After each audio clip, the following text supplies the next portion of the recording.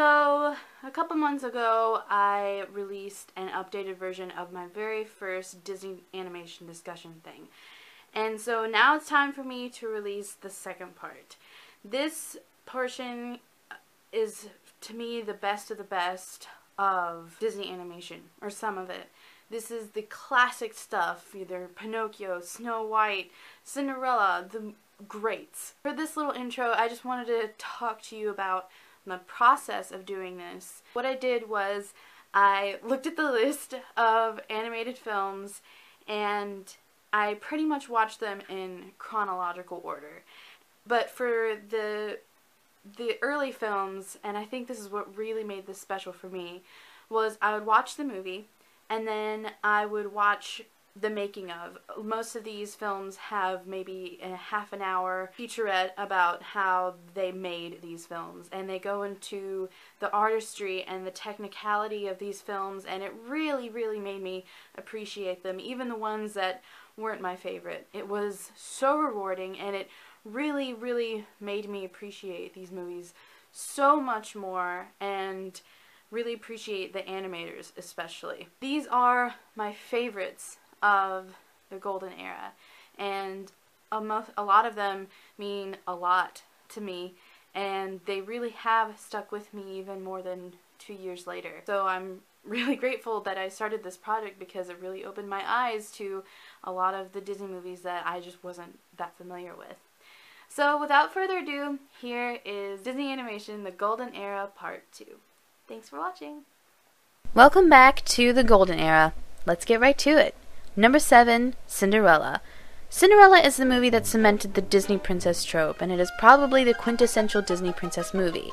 Coming into this project, this was the film I was most familiar with. I'd last seen it only a few years ago, and to be honest, it was never really one of my favorites.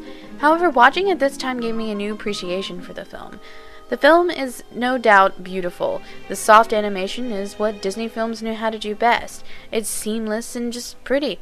The songs are also memorable and iconic. A Dream is a Wish Your Heart Makes is right up there with When You Wish Upon a Star as an icon, but Sing Sweet Nightingale and This Is Love are also wonderful songs, thanks in part to Eileen Wood's lovely performance as the titular character. Also, we get one of the greatest and most memorable Disney villains in Lady Tremaine. That woman is scary. However, one of my complaints is that the movie focuses on the wrong characters.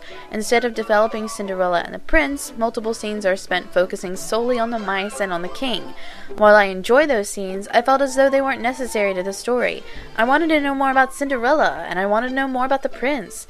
How are we supposed to like her with the prince if we don't know about them? To me, this focus on side characters rather than on the main characters is one of my only problems about the films in this era, as it's not particular to Cinderella. Despite the complaint, the film is a beauty to look at and to listen to, and it's very enjoyable. Next. Number 6, Bambi. Speaking of beautiful movies, this film is dripping in exquisite scenery. The detail and hard work put into crafting this film is so evident. The animals, though obviously cartoony caricatures, still move and feel like their real-world counterpart. But the gorgeous artwork is not the only thing commendable about this film. While not the strongest in terms of plot or story, its treatment of the characters is second to none. You really feel these characters and their journey, especially the titular character, as it is essentially a coming-of-age tale. This connection we have with Bambi makes his mother's death even more tragic. Her death scene, even over 60 years later, remains one of the most iconic and heartbreaking in cinematic history. What is interesting is that we do not even see her get shot, or even her lifeless body. Despite everything happening off-screen, this film does an expert job in making us feel the dread these animals feel when the hunter is about. This is an incredibly subtle and atmospheric movie that treats its characters with the utmost respect. It is most definitely deserving of the title of one of the best animated films of all time. Number 5, The Jungle Book. After watching all the films of this era, I realized that I generally enjoy the more action-adventure boy films than the soft and romantic girl films. My enjoyment of The Jungle Book is a testament to this. This is the last film to be heavily produced by Disney himself, and it was a good film to go out on. I found the characters all very charming and likable, especially Bagheera. I know a lot of people complain about Mowgli, but I found him really relatable and not as annoying as many people point him out to be.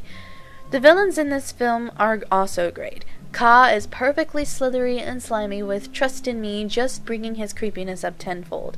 King Louie is also a lot of fun. I Want to Be Like You will be stuck in your head for days. And don't even get me started on Shere Khan. He's absolutely terrifying, most of all because he knows just how terrifying he is.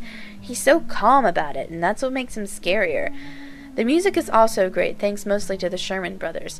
While I feel the film does not have the substance some of the other films in this era has, it makes up with it with a lot of heart.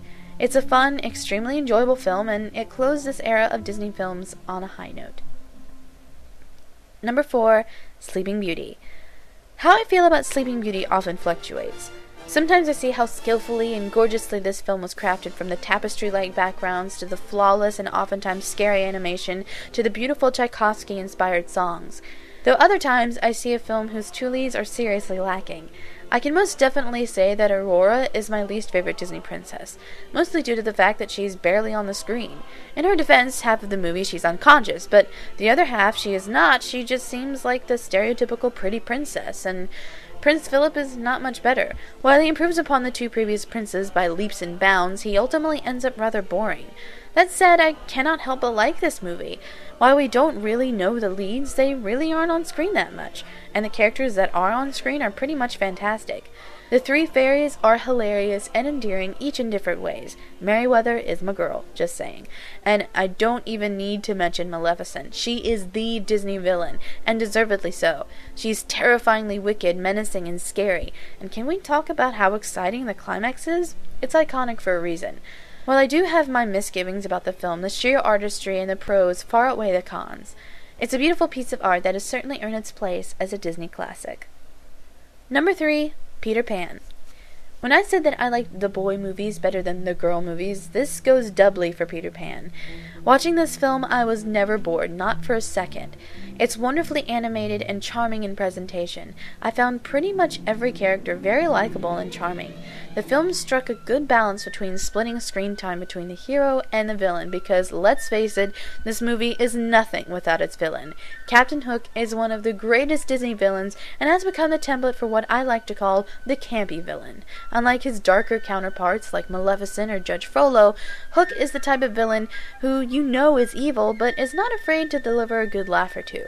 And I must say, without a doubt, this is the funniest movie of the era. I could not help but laugh every time the crocodile was on screen. The animators and screenwriters knew how to make a scene funny and entertaining. The action is also very well executed, and its animation rivals films of today. On top of all the great characters and funny scenes, this film is an interesting look and commentary on childhood. How childhood is great and should be cherished, but one can never stay a child forever. I will definitely own this film in the future. Number 2, Snow White and the Seven Dwarfs. This is the movie that started it all. Disney's Folly, as many detractors called it, became a huge sensation, changing animation forever. Animators are no longer relegated to cartoon shorts that were often very silly in nature. Now, with the success of Snow White, they could produce serious, more meaningful feature-length work. This film, while not perfect, is an achievement and a milestone. That alone makes it worthy of its place on this list. But what makes this film great is that it backed up its great achievement with substance. Within the first few seconds of this film, I was blown away by the detail and love these artists put into it.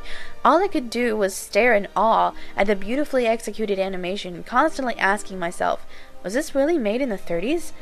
While very kiddie and childish sometimes, this film delivers great laughs with some charming, memorable characters, but it also gives it that darker edge that Disney so famously inserts.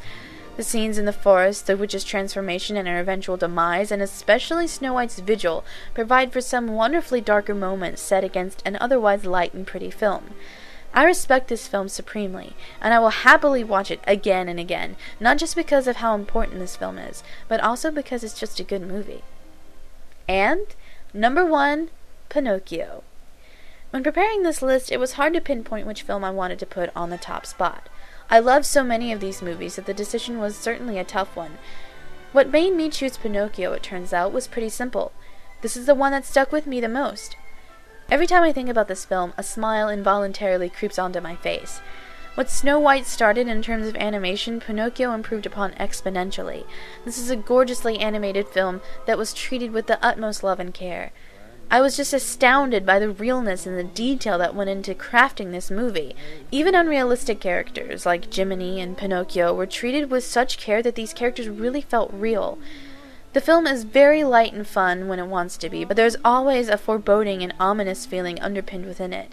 We know what is at stake, even though Pinocchio is sometimes frustratingly oblivious to it. The scene in which Lampwick turns into a donkey is absolutely terrifying, even for me as an adult. These directors and animators knew what they were doing, and it showed. This film has heart, memorable characters, great songs, and gorgeous animation. Though it's not a perfect film, it is the one during this era that I look at the fondest.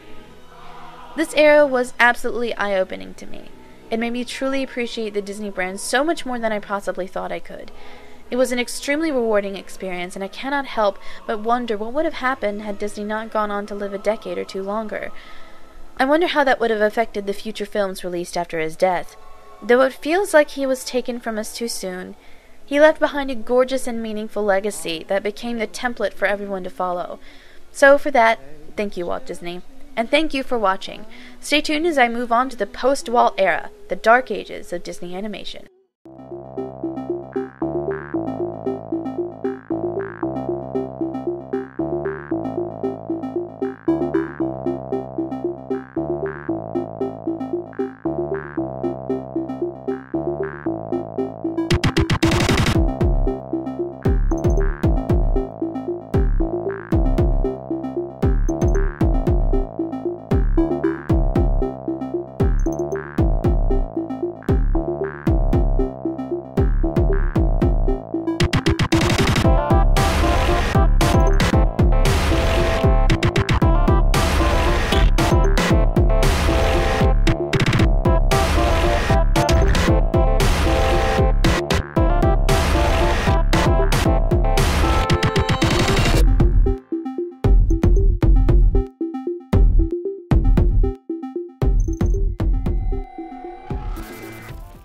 Character is my personal favorite character from Parks and Rec, Ron Swanson. Now, Ron is very much a manly man.